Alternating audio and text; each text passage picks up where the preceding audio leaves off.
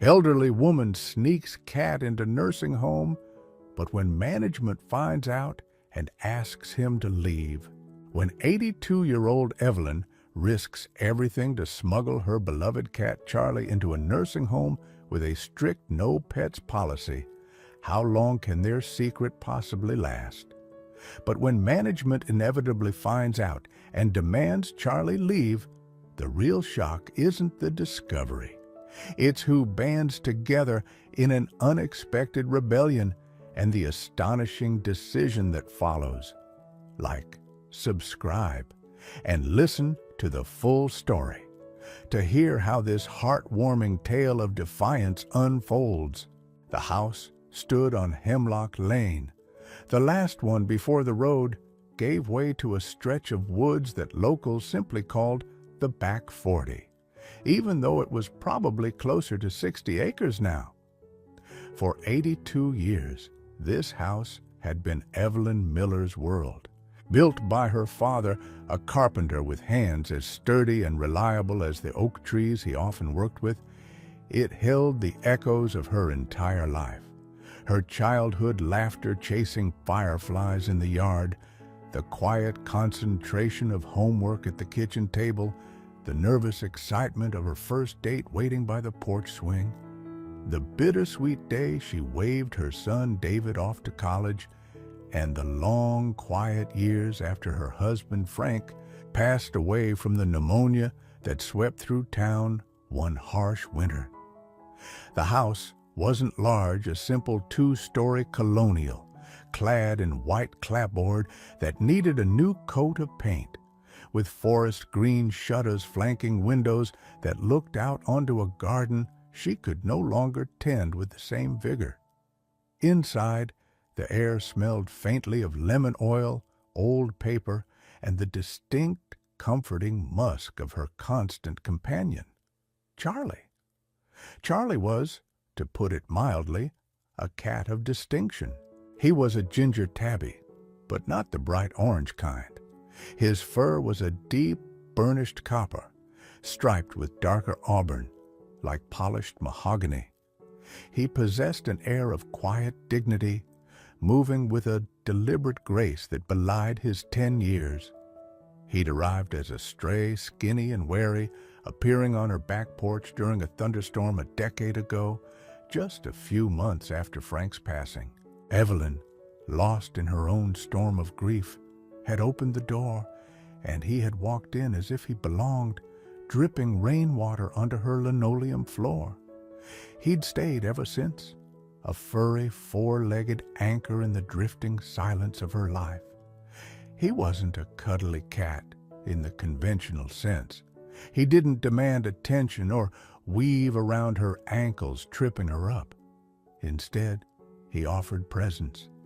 He'd sit on the worn armchair opposite hers in the evenings, blinking slowly as she read or knitted. He'd follow her from room to room, maintaining a respectful distance, a silent orange shadow. His greatest show of affection was a slow, deliberate headbutt against her calf when she sat down with her morning coffee, or the rumbling purr that vibrated through the sofa cushions when he curled up at her feet, close but not touching, while she watched the evening news. He was her confidant, the recipient of murmured thoughts and anxieties, his steady gaze and occasional soft meow feeling like understanding, even if it was just feline indifference. But time, relentless and impartial, was catching up with Evelyn. The arthritis in her hands made knitting difficult, the needles feeling heavy and uncooperative. Climbing the stairs to her bedroom left her breathless, her knees protesting with sharp, insistent pains. More concerning were the moments of forgetfulness, not just misplaced keys, but sometimes forgetting whether she'd taken her morning pills or finding a pot boiled dry in the stove. She'd lived fiercely independently, managing her finances, her home, her life, with meticulous care. But the edges were fraying. David, her son, lived 3 hours away in Philadelphia, juggling a demanding job and a family of his own. He visited every other weekend, his face etched with a loving concern that Evelyn found both touching and irritating. He'd fix the leaky faucet, check her medication organizer, fill her fridge, and inevitably, the conversation would turn to options.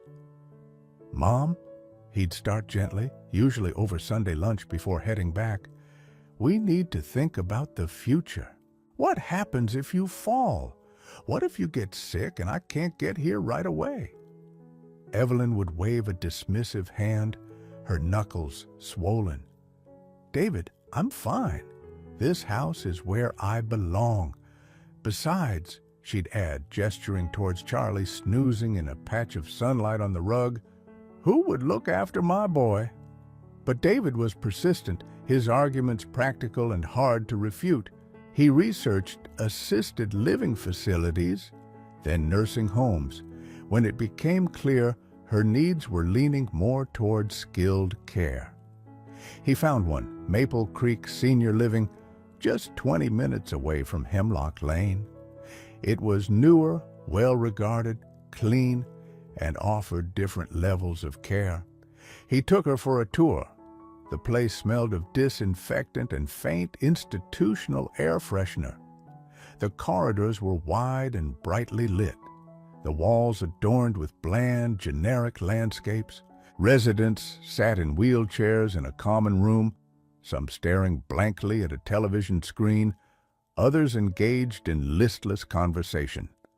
Staff members bustled about in neat uniforms, offering polite smiles that didn't quite reach their eyes. It felt sterile, impersonal, a world away from the lived-in comfort of her own home. "It's nice, Mom, isn't it?" David asked hopefully, pointing out the activity room, the dining hall, the small, tidy room that would be hers. It had a large window overlooking a manicured lawn, a hospital-style bed, a dresser, and a small armchair. Evelyn felt a knot tighten in her stomach. "It's clean," she conceded, the word tasting like dust in her mouth. But the unspoken rules hung heavy in the air. She saw no personal clutter, no cherished belongings spilling out, and certainly no pets. She asked the administrator during the tour just to confirm her fears. "Oh no, Mrs. Miller," the woman, Ms. Evans, replied smoothly, adjusting her glasses. "I'm afraid we have a strict no pets policy. Allergies, hygiene, safety concerns. I'm sure you understand." Evelyn understood perfectly. She understood that moving here meant leaving behind not just her house, but the last living piece of her independent life, her furry shadow, her Charlie. The thought was a physical ache in her chest. The decline continued, a fall in the kitchen, thankfully resulting only in bruises and a deep scare. Forgetting to turn off the gas burner twice in 1 week. David found her one Saturday sitting in her armchair, staring out the window, tears silently tracking down her cheeks, unable to remember why she was crying. The decision was no longer really hers to make. David arranged everything, his voice gentle but firm. He started packing boxes, sorting through decades of accumulated memories. Evelyn moved through the process in a fog of grief and resignation. Each object packed away felt like a small death. Her grandmother's china, Frank's old fishing trophies, photo albums filled with smiling faces now gone. The hardest part was Charlie. "We'll find him a good home, Mom," David promised, his own eyes looking suspiciously bright. "Someone who'll love him, maybe Sarah down the street? Or I can ask my colleague Janice, her kids love cats." Evelyn shook her head, unable to speak past the lump in her throat. Charlie wasn't just a cat. He was her cat. He understood her silences, her moods. He was the warm weight at the end of her bed on cold nights, the first greeting in the morning, the steady, quiet presence that made the empty house feel less empty. How could she explain that bond to someone else? How could she subject him, a creature of habit and quiet dignity, to the upheaval of a new home, new people, when he was already getting older himself? She watched Charlie navigate the landscape of boxes and disarray with his usual composure, rubbing against familiar furniture now shrouded in dust sheets, finding new sunbeams to sleep in amidst the chaos. He seemed oblivious, or perhaps resigned, to the changes swirling around them. The day before the move, David made calls. Sarah's husband was allergic. Janice's landlord didn't allow pets. He posted online, called local shelters. Most were full, his frustration mounting. Evelyn just sat, stroking Charlie, who had finally sought refuge in her lap, his purr a low, anxious rumble. "Maybe," Evelyn whispered, the idea forming, desperate and furtive. Maybe he could just stay here. Mrs. Gable next door could put out food? "Mom, no," David sighed, running a hand through his hair. "The house is being sold. We can't just abandon him, and it's not fair to Mrs. Gable. We will find something." But as the final evening in the house on Hemlock Lane descended, casting long shadows through the near-empty rooms, no solution had been found. Evelyn packed her large, old-fashioned tapestry handbag, the one Frank had bought her on a trip to New York City decades ago, with essentials for the first night: her medication, a nightgown, toiletries, a cherished photo of her and Frank, young and smiling. Charlie watched her, his golden eyes narrowed slits in the dimming light. The air in the house felt heavy with unspoken farewells. Evelyn didn't know how she would survive saying goodbye to him tomorrow. She didn't know how he would survive without her. The loneliness waiting for her at Maple Creek felt like a vast, dark ocean, and she was about to be set adrift.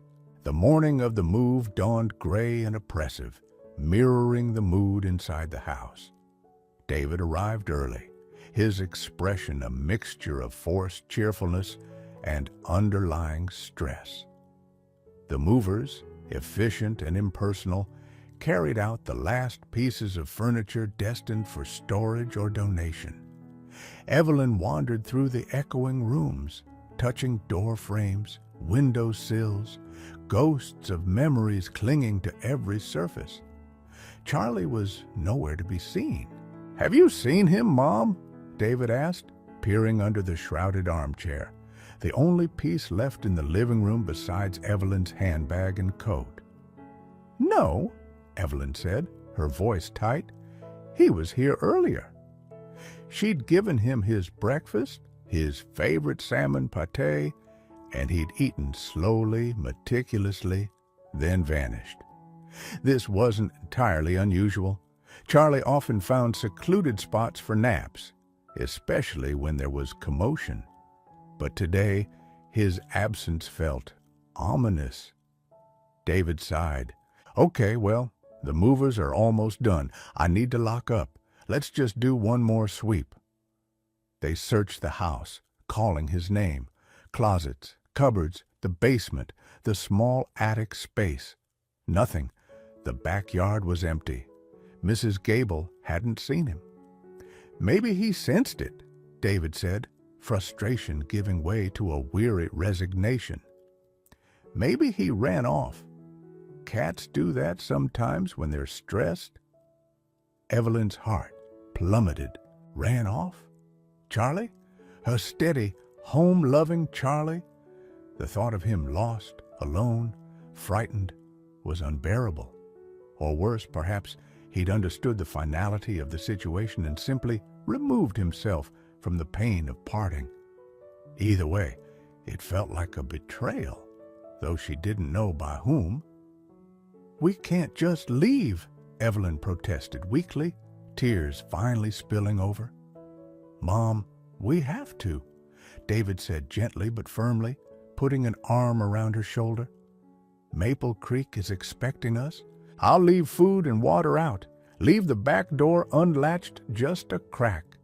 I'll come back tonight and tomorrow. Keep looking. I promise. We'll find him." But his words offered little comfort. Leaving the house without Charlie felt like leaving a part of herself behind. The drive to Maple Creek Senior Living was mostly silent, punctuated only by David's attempts at small talk and Evelyn's quiet sniffles.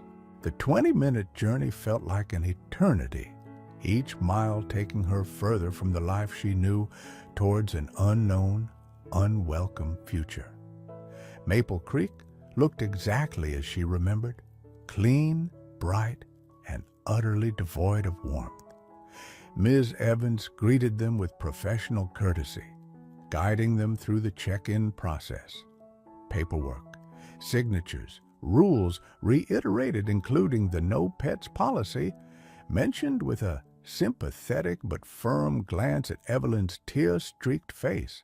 A young aide named Maria, with kind eyes and a gentle smile, was assigned to help Evelyn settle into her room, room 21B.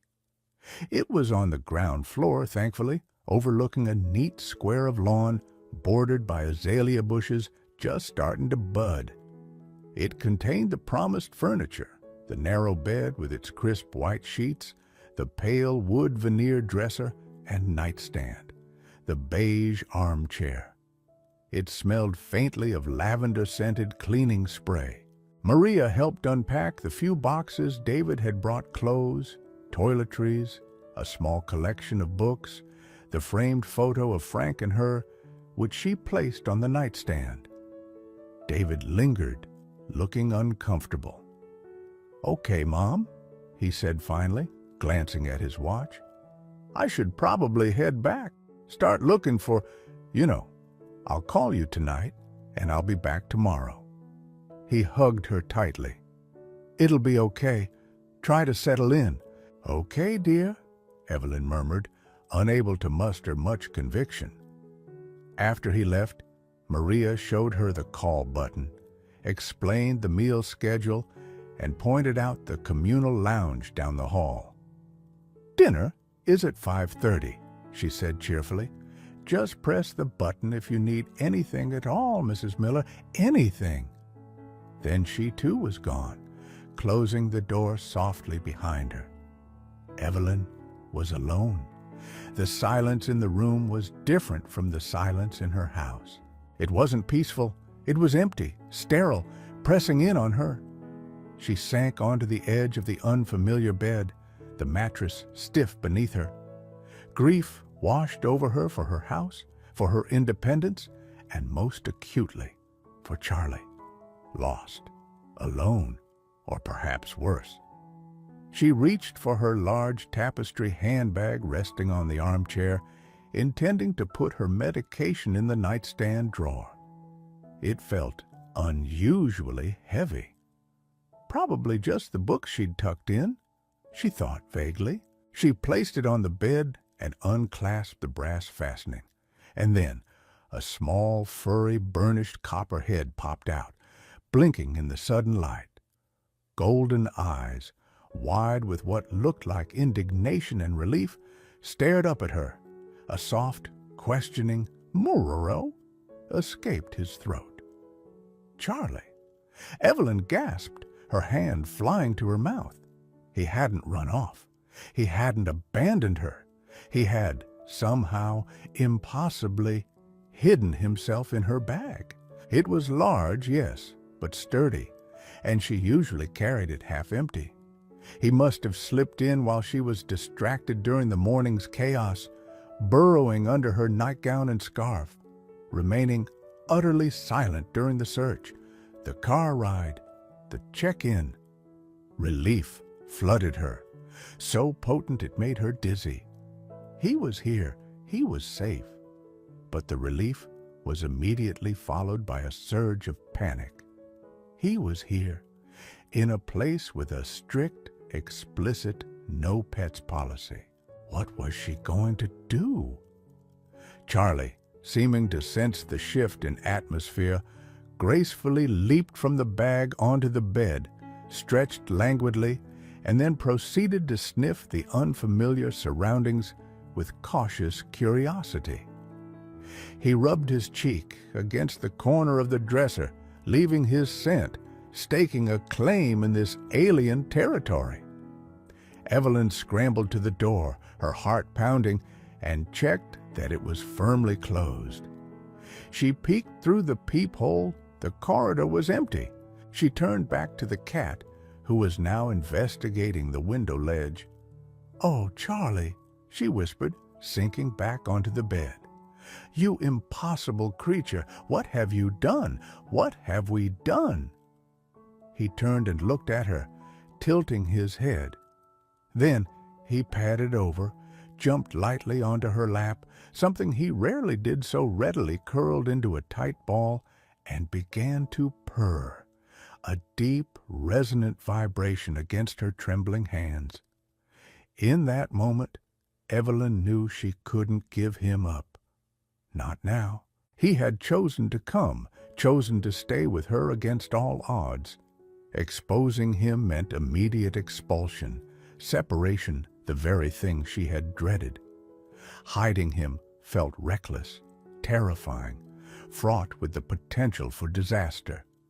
But the alternative, losing him now after this improbable reunion, felt worse.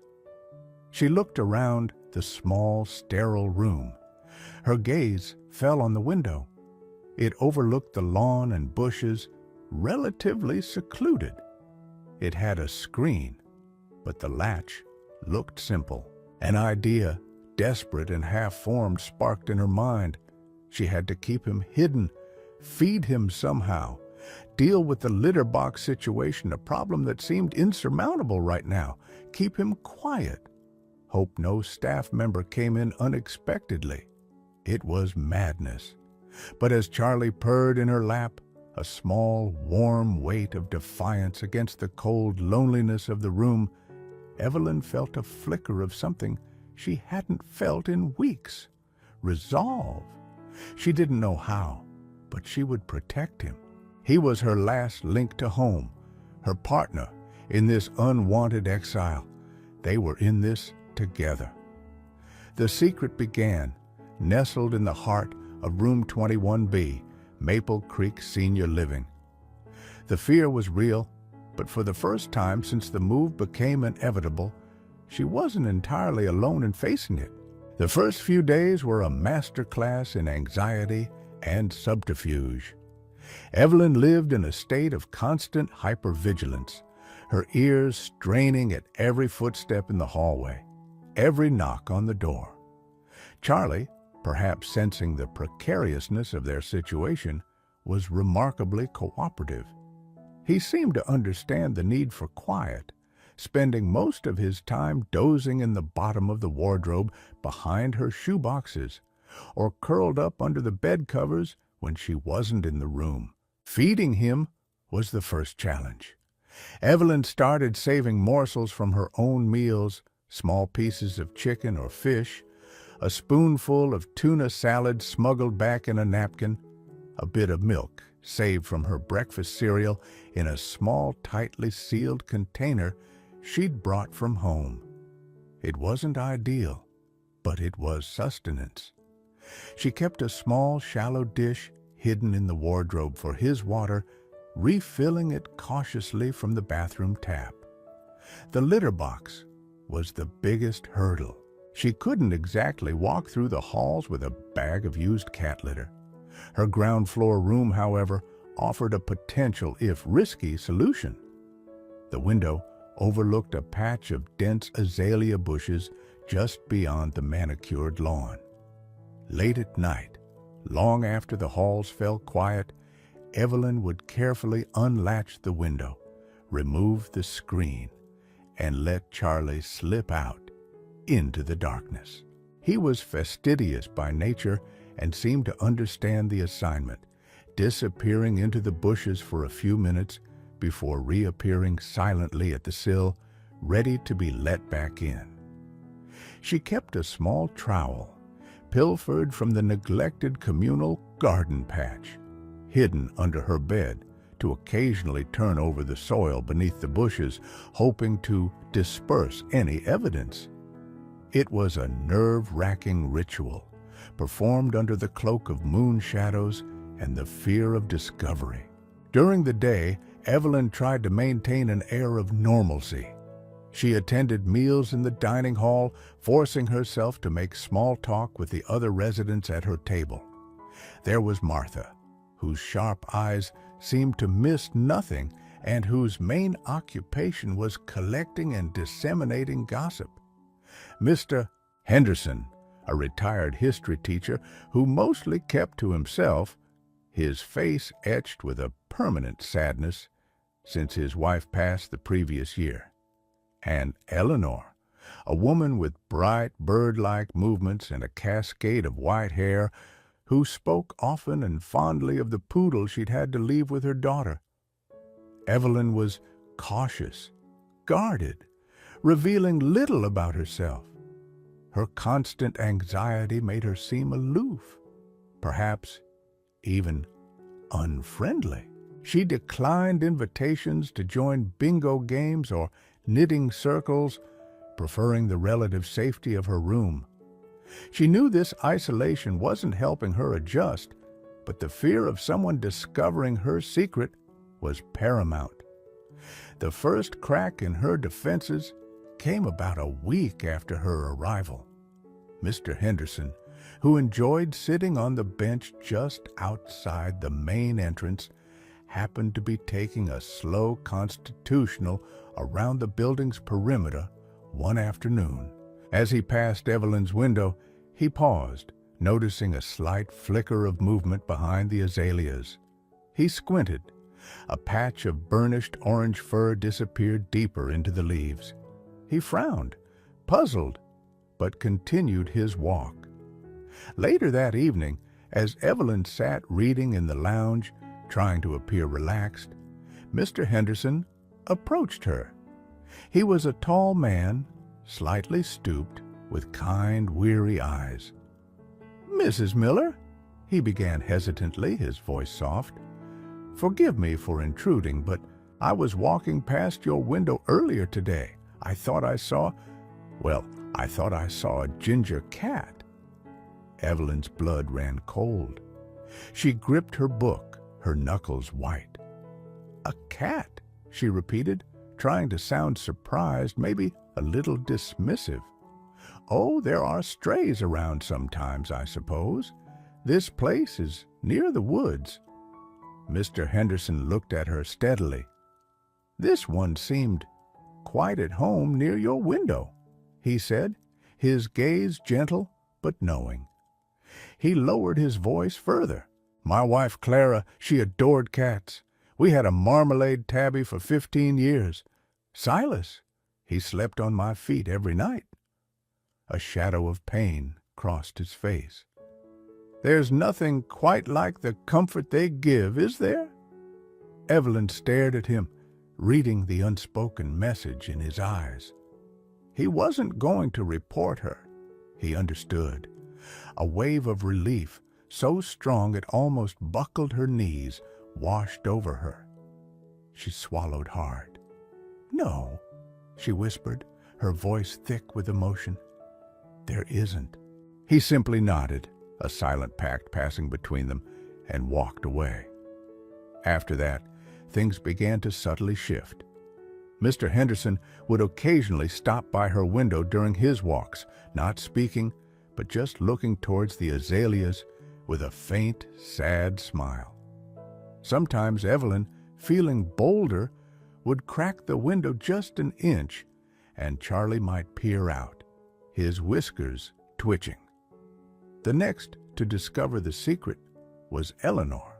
She was visiting Evelyn one afternoon, ostensibly to borrow a book, but mostly, Evelyn suspected, out of sheer curiosity about the quiet newcomer. They were chatting politely when Charlie, forgetting the rules for a moment, let out a distinct, soft meow from the wardrobe where he'd been napping. Eleanor froze, her head cocked. Did I just hear? Evelyn's heart leaped into her throat. Hear what? She asked, feigning innocence. Another, slightly louder, Marrow, came from the wardrobe. Eleanor's eyes widened, then sparkled with delighted conspiracy. She leaned forward, whispering dramatically, You have a cat in there? There was no point denying it.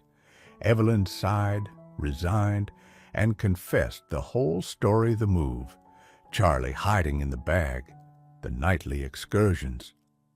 Eleanor listened, captivated, clapping her hands softly with glee. Oh, you wonderful, brave woman, she exclaimed. And a beautiful ginger boy, you say? My Fifi was apricot, you know, a poodle, terribly smart, but cats have such mystery.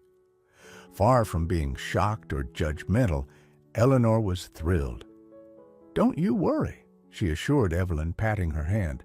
Your secret is safe with me, absolutely safe. Oh, this is better than bingo. Eleanor, it turned out, could not keep a secret safe in the traditional sense, but she could transform it into a shared, cherished piece of covert community news. She didn't broadcast it exactly, but she selectively, carefully brought others into the fold. She started with Martha, the gossip, figuring it was better to have her on side. Martha was initially scandalized. A cat against the rules. Think of the dander. But Eleanor, with surprising shrewdness, appealed to her sense of importance. Knowing the secret, guarding it, made Martha an insider, privy to the most exciting contraband Maple Creek had likely ever seen. Plus, Eleanor arranged a carefully supervised viewing. Evelyn, trusting Eleanor's judgment and figuring Martha finding out was inevitable anyway, allowed Martha a brief peek at Charlie while he was napping. Charlie, sensing a new audience, opened one golden eye, twitched an ear, and went back to sleep. Martha, despite herself, was charmed. Well, she sniffed, adjusting her glasses, he is rather handsome for a rule breaker. Soon, a small core group of residents were in on the secret. Mr. Henderson, Eleanor, Martha, and a couple of others who Eleanor deemed trustworthy and cat-friendly. They became Evelyn's protectors, her lookouts. Martha would report on Ms. Evans's schedule and moods. Eleanor would distract staff members who lingered too long near Evelyn's door. Mr. Henderson provided quiet solidarity. Another resident, George, a gruff former Navy man who rarely spoke, started leaving small foil-wrapped packets of leftover fish from dinner outside Evelyn's door late at night. He never acknowledged it, but Evelyn knew. Charlie, sensing the widening circle of acceptance, grew bolder. He started making appearances beyond the confines of room 21B, but only under carefully managed circumstances. Eleanor, whose room was 2 doors down, would sometimes borrow him for an hour in the dead of night, smuggling him down the hall in a knitting basket when the night aide was doing rounds at the other end of the building. She claimed his purring presence helped her insomnia. He paid a clandestine visit to Mr. Henderson, who sat quietly in his armchair, tears welling in his eyes as Charlie tentatively allowed the old man to stroke his soft fur, the first cat he'd touched since Silas passed away. The simple act seemed to unlock something in the grieving widower, and Evelyn noticed him talking a little more in the dining hall afterwards. Even Martha requested a proper visit. Charlie sat regally on her floral bedspread, observing her with aristocratic detachment, while Martha cooed at him, conveniently forgetting her earlier concerns about dander. Charlie became the silent, furry thread, weaving a hidden tapestry of connection and shared purpose among the residents. He was their small rebellion, their shared joy, a warm secret in the often monotonous and lonely landscape of institutional life. For Evelyn, the fear of discovery remained, a constant hum beneath the surface. But it was now overlaid with something else, a growing sense of belonging, not just to Charlie, but to this unexpected, conspiratorial community that had formed around them. She still missed her house on Hemlock Lane, but room 21B no longer felt quite so sterile, quite so empty. It held a secret, a cat, and the burgeoning warmth of unlikely friendships. For several months, the fragile ecosystem of secrecy held. Charlie thrived, growing plump on smuggled delicacies and the adoration of his covert fan club. Evelyn, bolstered by her network of co-conspirators, felt less like a prisoner and more like the custodian of a precious, shared treasure. The nightly ritual of the window continued, risky but essential. Life at Maple Creek settled into a rhythm, public routine punctuated by private moments of feline affection and shared glances of understanding between the initiated. The near misses were inevitable. A nurse, Brenda, known for her efficiency and adherence to rules, once entered Evelyn's room unexpectedly while Charlie was napping on the armchair, partially obscured by a throw blanket. Evelyn's heart leapt into her throat. "Just checking your blood pressure, Mrs. Miller," Brenda said briskly, wrapping the cuff around Evelyn's arm. Her eyes swept the room, pausing for a fraction of a second on the armchair. Evelyn held her breath, certain the slight rise and fall of the blanket, the tip of a ginger tail peeking out, had been noticed. But Brenda just recorded the reading, gave a curt nod, and left. Evelyn didn't know if Brenda hadn't seen, hadn't registered, or had perhaps chosen deliberate ignorance, a possibility she clung to. Another time, a maintenance worker came to fix the rattling air conditioning unit. Charlie was safely stowed in the wardrobe, but the scent of cat, however faint, might linger. Eleanor, ever vigilant, materialized in the hallway, engaging the worker in a long, rambling story about her prize-winning roses from 30 years ago, keeping him occupied just outside the door while Evelyn frantically sprayed air freshener inside. But complacency can breed carelessness. One rainy Tuesday afternoon, the residents were gathered in the common room for a lecture on local history. Evelyn usually attended these, finding them mildly interesting and a good way to maintain her facade of normalcy.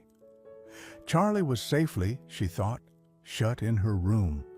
However, she had forgotten to firmly latch the window after airing the room that morning. The wind must have blown it slightly ajar. Charlie, perhaps bored or sensing the absence of the usual daytime vigilance, decided on an adventure. He slipped out the window, but instead of heading for his usual discreet spot under the azaleas, he ventured onto the wet lawn, perhaps chasing a wind-blown leaf, or simply exploring. Meanwhile, Ms. Evans, the administrator, was doing her rounds.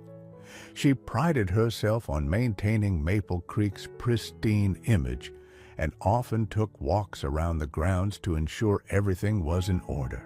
As she rounded the corner near Wing B, her sharp eyes caught a flash of deep orange against the green lawn. A cat, bold as brass, right out in the open. And not just any stray, it looked remarkably well fed and groomed.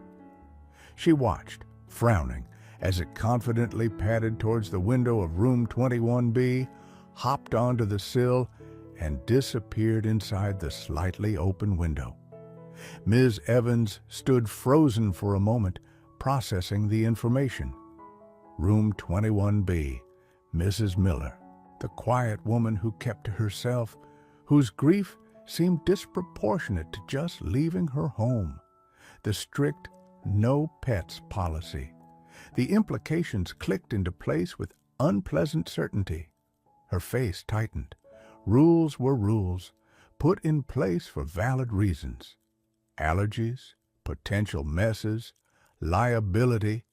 A resident flagrantly violating such a fundamental rule and apparently concealing it for some time could not be tolerated. The history lecture droned on. Evelyn glanced at the clock, wondering if she could slip away early. Suddenly, the door to the common room opened, and Maria, the kind aide, approached Evelyn, her face troubled. "Mrs. Miller," she whispered urgently, "Ms. Evans needs to see you in her office right away." A cold dread washed over Evelyn. She knew instantly what this was about. The blood drained from her face. Heads turned. Martha shot her a look of alarm. Eleanor reached out and squeezed her hand briefly.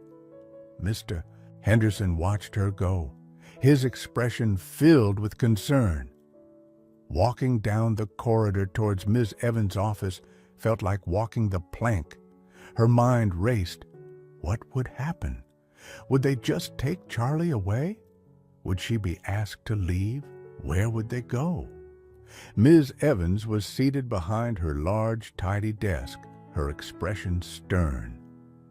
"Sit down, Mrs. Miller," she said, her voice clipped. Evelyn sat, her hands trembling in her lap.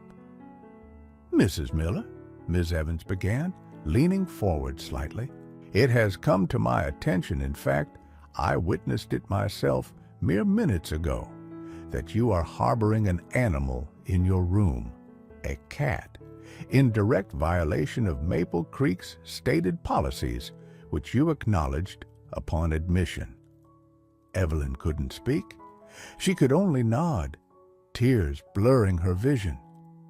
"I understand transitions can be difficult," Ms. Evans continued, her tone softening marginally, but remaining firm. "And attachments to pets are strong, but rules are in place for the health and safety of all our residents and staff. Allergies are a serious concern, as are sanitation and potential injuries. The cat must be removed immediately." "But where will he go?" Evelyn finally choked out, the words thick with despair. "I have no one to take him. David couldn't find anyone before." "That is regrettable, Mrs. Miller, but it is your responsibility," Ms. Evans stated. "You can contact your son or local animal shelters. We can provide you with phone numbers, but the animal cannot remain on these premises beyond tomorrow morning. Is that understood?" Tears streamed down Evelyn's face. He's all I have left," she whispered, the grief raw and overwhelming. "He's quiet. He doesn't bother anyone." "He bothers the rules, Mrs. Miller," Ms. Evans countered, her patience wearing thin. "And he was outside, clearly visible. What if a resident with a severe allergy had encountered him? We simply cannot allow it. I expect you to make arrangements by 10 a.m. tomorrow." Evelyn felt utterly defeated. The secret was out. The fragile world she had built around Charlie had shattered. Tomorrow, she would lose him. The loneliness she had fought so hard to keep at bay rushed back in, suffocating her. She nodded numbly, unable to argue further, and stumbled out of the office, blinded by tears. News travels fast in a place like Maple Creek, even without Martha's help. The sight of Evelyn emerging from the administrator's office, distraught, combined with Maria's whispered account to a colleague, was enough. By dinner time, the core group knew, and the wave of dismay spread through the dining hall. Evelyn skipped dinner, huddled in her room, holding Charlie close, stroking his soft fur as he purred, oblivious to the crisis unfolding around him. She felt numb, exhausted, hopeless. But her friends were not hopeless. Eleanor, her bird-like energy now focused into righteous indignation, convened an emergency council in the small, seldom-used library after dinner. Martha, Mr. Henderson, George the silent Navy man, and a half-dozen other residents who had come to know and love the secret cat gathered around the dusty table. "This is an outrage," Eleanor declared, rapping her knuckles on the table. "Evelyn is heartbroken, and Charlie, that cat has done more good in this place than any activity schedule." "Ms. Evans is just following the rules," Martha pointed out, though her tone lacked conviction. "Rules can be bent. Rules can be changed," Eleanor retorted. "Remember Mrs. Gable's grandson, allergic to everything? He visited last month, no problems. And Brenda the nurse, I know she saw Charlie that day and said nothing." "He helps people," Mr. Henderson said quietly, his voice resonating with deep feeling. "He sat with me after Clara. He just sat. It helped." "He comes to my room sometimes," admitted Mrs. Peterson, a frail woman who rarely left her bed. "Eleanor brings him. He just sleeps on my feet. Makes the nights less long." George, who had remained silent, cleared his throat. Everyone looked at him. "Good for morale," he stated gruffly. "Damn good cat."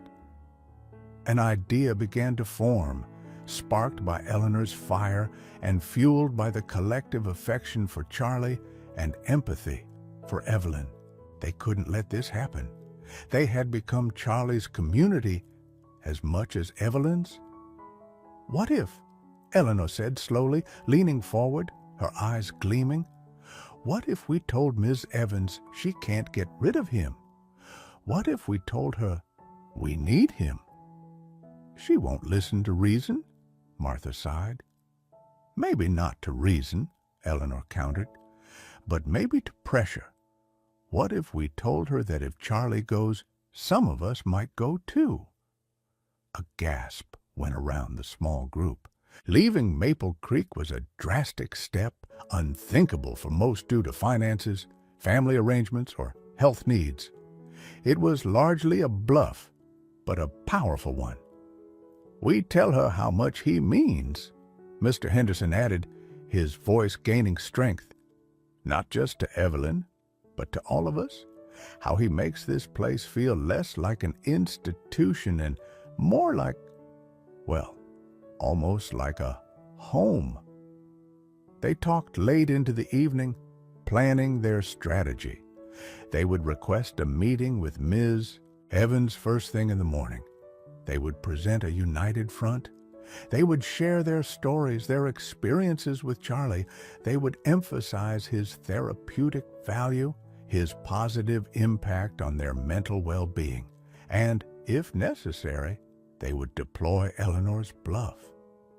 As Evelyn cried herself to sleep, holding Charlie tight, unaware of the conspiracy brewing down the hall, her friends prepared for battle. Charlie was not just Evelyn's cat anymore. He belonged to Maple Creek's whispering network, and they weren't giving him up without a fight. The morning air felt charged with nervous energy. Evelyn woke early after a restless night, the 10 a.m. deadline looming like a guillotine. She fed Charlie his meager breakfast of saved scraps, her movements heavy with dread. She hadn't called David yet. She couldn't bear to tell him, to admit her failure and face the inevitable heartbreaking search for a shelter. Just before 8 a.m., there was a soft knock on her door. It was Eleanor, flanked by Mr. Henderson and Martha.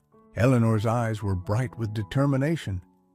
"Evelyn, dear," she said, stepping inside and closing the door quickly, "don't you worry about a thing. We're handling this." Evelyn looked at them, bewildered. "Handling what?" "Ms. Evans said—" "We know what she said," Mr. Henderson interrupted gently, "and we have requested a meeting with her. Now, all of us." "All of who?" Evelyn asked, confused. "Everyone who knows Charlie," Martha said, adjusting her cardigan with an air of importance. "Everyone who cares. We're going to tell her why he has to stay." Hope, fragile and tentative, flickered in Evelyn's chest. She looked at their determined faces, Eleanor's fiery resolve, Mr. Henderson's quiet strength, even Martha's newfound sense of purpose. Maybe it wasn't over? "Come with us, Evelyn," Eleanor urged. "You don't have to say anything if you don't want to, but be there, let her see." Hesitantly, Evelyn agreed. She secured Charlie safely in the wardrobe, whispering, "Be good boy, be quiet," and joined her small delegation in the hallway. As they walked towards the administrative offices, other residents emerged from their rooms, joining the group silently. Mrs. Peterson, leaning heavily on her walker. George, his usual scowl replaced by a look of grim determination. A few others who had shared in the secret or simply felt sympathy for Evelyn's plight. It wasn't a mob, but a quiet, resolute group of about 10 elderly people walking with purpose. Ms. Evans looked surprised, then distinctly displeased, when her secretary announced that a group of residents wished to speak with her regarding Mrs. Miller's situation. She agreed, reluctantly, ushering them into the small conference room adjacent to her office. "Good morning," Ms. Evans said coolly, remaining standing. "I believe I made the policy regarding pets quite clear yesterday, Mrs. Miller." "You did," Eleanor spoke up immediately, stepping forward as the appointed spokesperson. "But we are here to ask you respectfully to reconsider." "Reconsider?" Ms. Evans raised an eyebrow. "The policy is based on health and safety regulations." "We understand that," Eleanor continued smoothly. "But we believe Charlie, that's the cat's name, presents a unique circumstance. He hasn't caused any problems. No one has had an allergic reaction. He's exceptionally clean, and frankly, Ms. Evans, he has become a source of significant comfort and joy to many of us here." "Comfort?" Ms. Evans looked skeptical. Mr. Henderson cleared his throat. "Ms. Evans," he said, his voice quiet but firm, "since my wife passed, the days and nights have been very long. Loneliness is a heavy burden at our age. That little cat, just his presence, the times Eleanor has discreetly brought him to visit, it eases things. It brings back a sense of normalcy, of warmth that is often missing within these walls."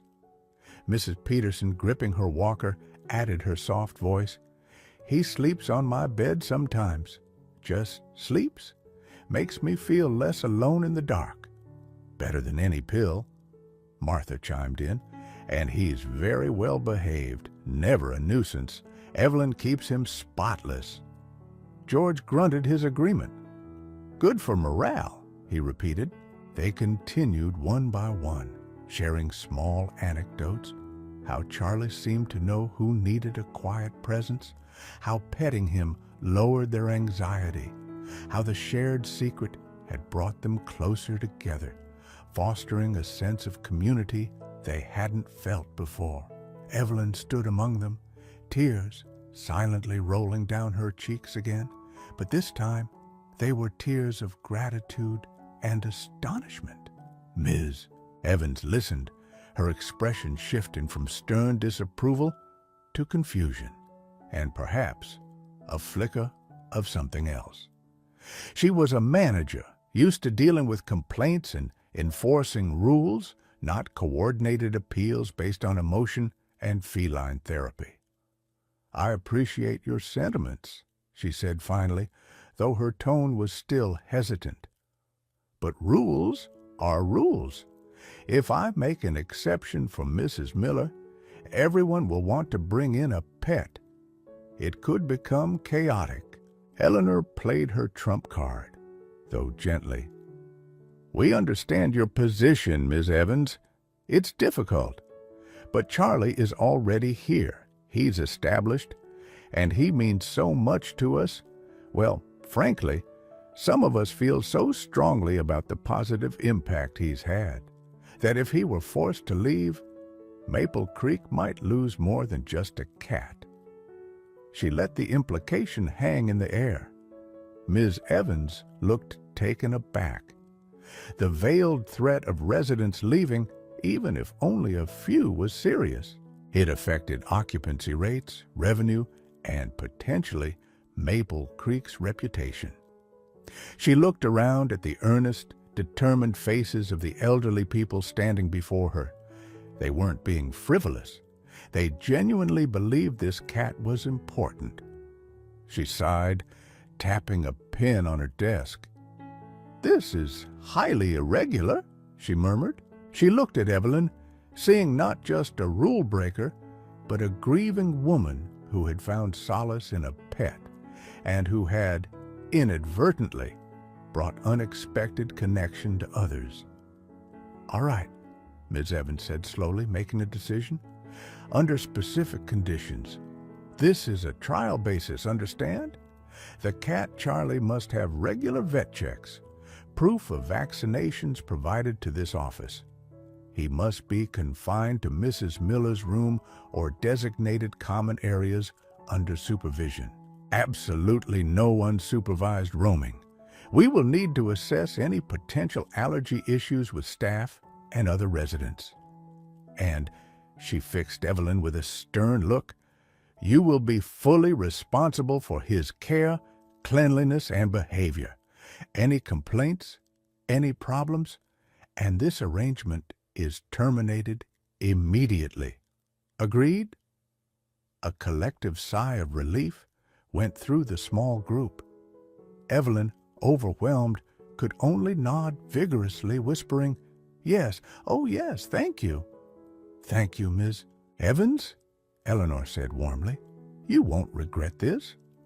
The meeting dispersed, the residents buzzing with triumphant whispers.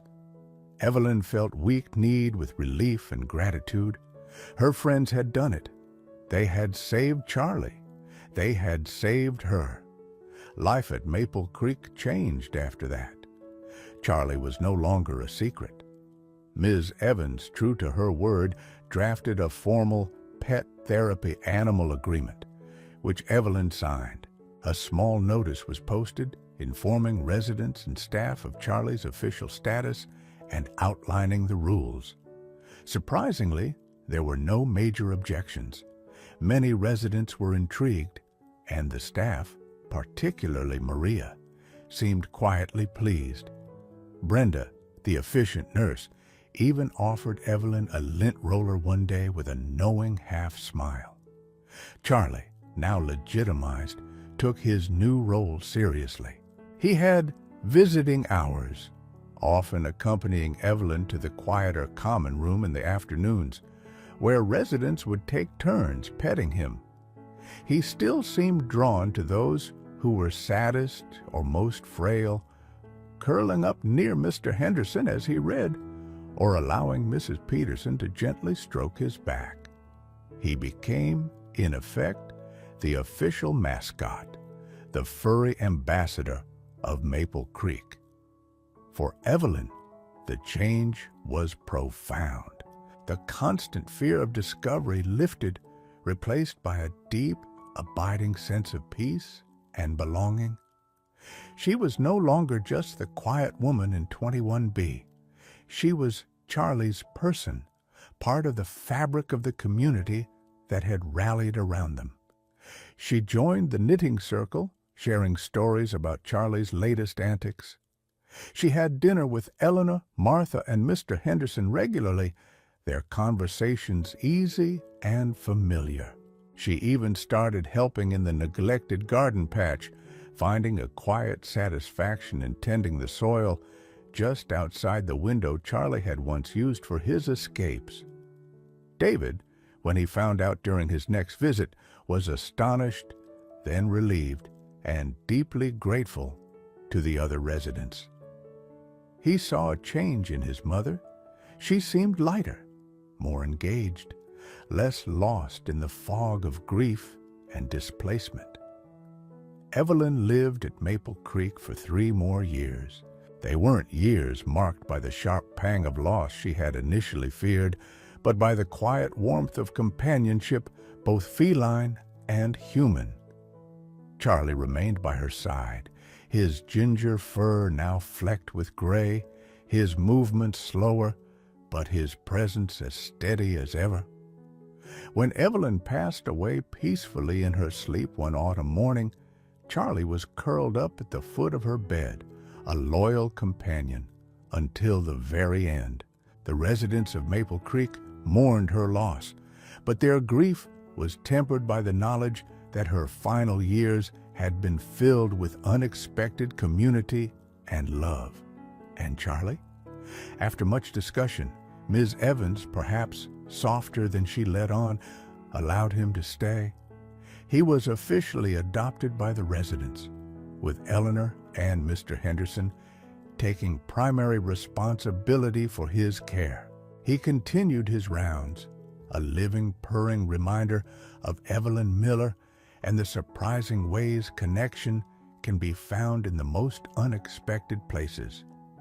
He remained the official cat of Maple Creek, a testament to a hidden community, a desperate act of love, and the quiet power of a ginger cat who simply refused to be left behind.